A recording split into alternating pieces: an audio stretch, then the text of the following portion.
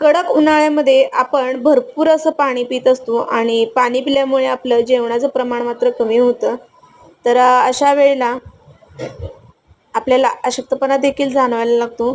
तर आज आपण नाचणीचा आंबील पाहणार आहोत. नाचणीचा आंबील पिल्यामुळे शरीराला थंडावा तर मिळतोच, पण त्याबरोबर पौष्टिक असल्यामुळे यापासून आपल्याला लोह आणि कॅल्शियम देखील मिळतं आणि उन्हाळ्यामध्ये हे नाचणीचं आंबील बनवून पिणं शरीरासाठी अतिशय फायदेशीर आहे. बनवायला अगदी सोपं आहे. पारंपरिक रेसिपी आहे. फारसा वेळ आणि खर्च देखील येत नाही यासाठी. तर अशी ही चविष्ट, पौष्टिक आणि पारंपरिक रेसिपी आपण कशी बनवायची ते पाहणार आहोत.